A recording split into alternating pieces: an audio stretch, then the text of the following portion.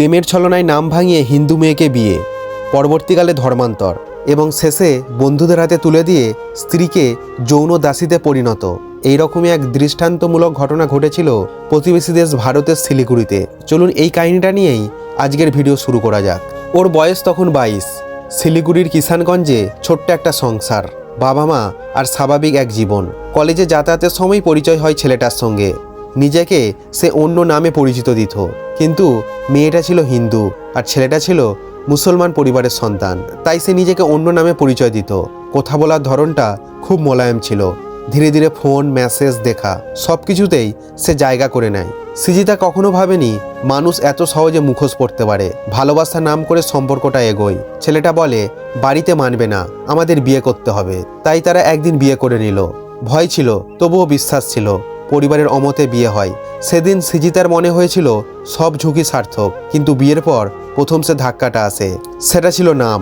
একদিন স্বামী খুব স্বাভাবিক গলায় বলে, এখন থেকে তোমার নামটা বদলাতে হবে, নতুন জীবন, নতুন নাম। সৃজিতা হেসে উড়িয়ে দিয়েছিল, কিন্তু পরের দিন আর পরের সপ্তাহে একই কথা। ধীরে ধীরে বোঝা যায় এটা অনুরোধ নয়, এটা নির্দেশে পরিণত হয়েছে। তার পরিচয়, তার ধর্ম, সব কিছু বদলে ফেলার চাপ শুরু হয়। সৃজিতা চ্যাটার্জি হয়ে যায় ফাতেমা। প্রতিবাদ করলেই বলা হতো ভালোবাসলে এটা করতেই হবে। তারপর শুরু হয় বদলে যাওয়ার আরেক অধ্যায়। আগের মতো বাইরে যাওয়া নেই, ফোন ধরার আগে অনুমতি, পরিবারের সঙ্গে যোগাযোগ কমাতে কমাতে একসময় বন্ধ। সে বুঝতে পারে সে একা হয়ে যাচ্ছে। ইচ্ছা করেই তাকে একা করে দেওয়া হচ্ছে। সবচেয়ে ভয়ঙ্কর সময়টা আসে আরও পরে। স্বামী তাকে বলে, আমার কিছু বন্ধু তোমার সঙ্গে যৌন সঙ্গম করবে। সৃজিতা তখন বুঝতে পেরেছিল এই কথার মানে কি। ধীরে ধীরে সে অনুভব করে তার শরীর, তার ইচ্ছা, তার সম্মতি কোনোটাই তার কাছে আর দাম নেই। সে শুধু ভয় পেত তার স্বামী ইসমাইলের বিরুদ্ধে কথা বললে কি হবে, পালাতে চাইলে কি হবে। লজ্জা আর আতঙ্ক তাকে চুপ করে থাকতে বাধ্য করেছিল।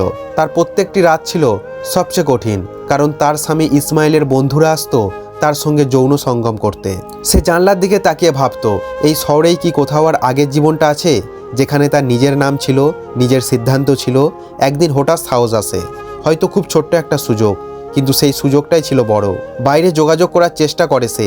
ধীরে ধীরে সত্যটা বেরিয়ে আসে। সব কিছু বদলায়নি একদিনে, কিন্তু অত্যন্ত সে আর চুপ করে নেই। এই গল্প শেষ হয়নি, তদন্ত চলছে।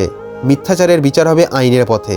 কিন্তু সৃজিতার কাছে সবচেয়ে বড় লাইনটা ছিল নিজের ভেতরে। ভাঙা বিশ্বাস নিয়ে আবার দাঁড়ানোর লড়াই। ভালোবাসা যে কখনো কখনো ফাঁদ হতে পারে, সেটা সে দেরিতে হলেও বুঝেছে।